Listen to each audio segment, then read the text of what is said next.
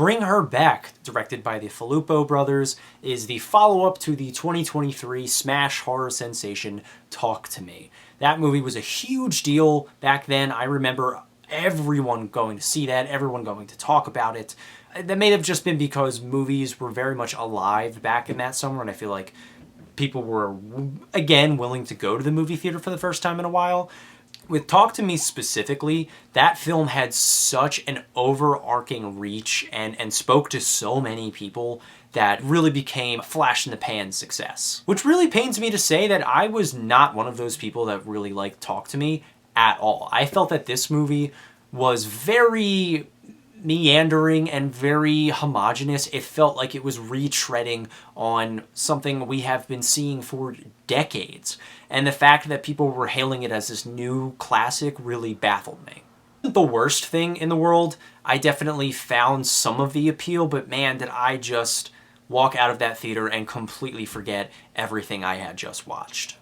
With Bring Her Back, though, I was definitely willing to give them another chance. I could see the potential peeking through. I could see these brothers really honing their skills together here and making something special. Now, Bring Her Back wasn't necessarily that, but it's definitely a huge step up in terms of quality for me and the amount of enjoyment I was able to get out of it.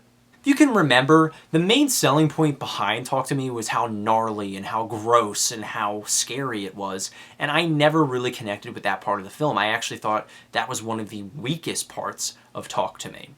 With Bring Her Back, you get those gnarly moments. You get stuff that makes your skin crawl. You are really pushed to the brink in certain sequences, and I think that makes this film so much more elevated than its predecessor. I hate to keep comparing it to Talk to Me, but Bring Her Back obviously shares a lot of the same visual cues. It shares the same kind of, actors who are very much unknowns being placed in really big roles and killing it. Stuff like that keeps happening, and I think that's a trademark with these directors.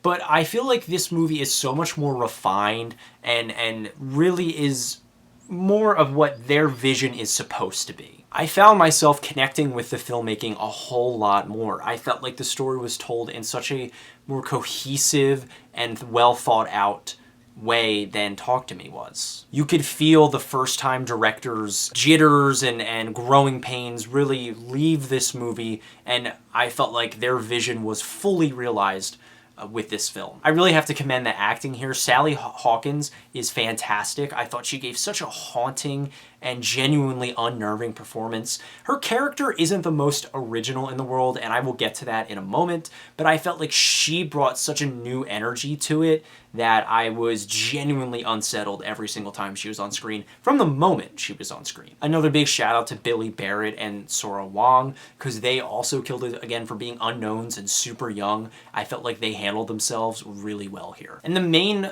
reason why I like this movie a lot more than Talk to Me is because there's so much more to chew on here. They delve into so much more interesting concepts, and the source of the actual horror is way more interesting than Talk to Me. I felt like Talk to Me, again, was going through the same cycle that we have seen with every possession movie ever, whereas this film, at least in places, really tried to stand out and go out of the box and create something new and unknown, which obviously is what makes something so scary. I do wish they went a little bit further here, though. Every time they would kind of go up next to something really interesting and unique and new to this film, they would divert back to a story that was solid, well structured and told in a satisfying way, but felt so outplayed. I feel like if this movie came out 5 years ago, it would have been groundbreaking, people would have been flocking towards it, everyone would have hailed it as a masterpiece. But since Hereditary specifically, we have gotten so many horror movies about grief and what it does to people and the lengths people will go to bring back the ones that they loved, or, how they deal with their grief. We have gotten that time and time and time and time and time and time and time again. I don't even want to sit here and name the amount of films that go through that process and delve into those themes, and I feel like we've discovered every single nook and cranny of that genre or subgenre of horror, I should say, and we need to leave it be for a while. And it's not that Bring Her Back specifically does a bad job at conveying these ideas, it's just that the ideas it's trying to convey are so tired and so unoriginal that I found myself kind of bored with the thematic elements of the film. It was all really interesting on the surface, and again, it was a well-told story, but you can't really chew on anything else other than the violence and the bleakness of it all in the performances, because that's all this film really has. Everything else is just acting as kind of a structure to prop those things up, and it feels really hollow underneath. It's not a deal breaker by any means. I still found myself really enjoying this movie. It's an absolutely wild ride, and I would recommend going to see this in a theater with a lot of big reactions, because that's going to make this even, you know, you're going to be even more immersed in this. I just wish that these directors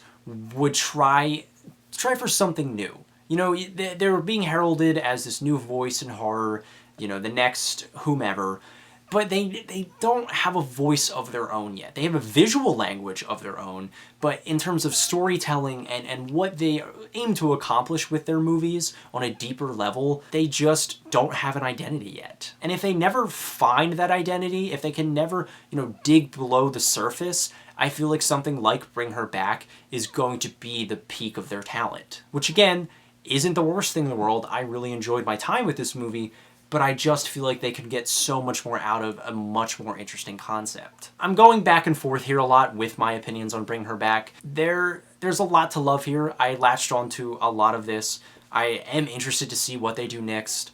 I just hope that their next feature really aims to be their big swing, their home run, if anything else. So I'm going to give Bring Her Back a 3.5 out of 5. I did really enjoy my time with it. I would recommend it. But again, I just wish there was a little bit more to chew on. I wish that it gave me a little bit more to talk about other than the scares and the performances. Let me know what you guys thought of this movie in the comments down below. Let me know what you think of the Filippo?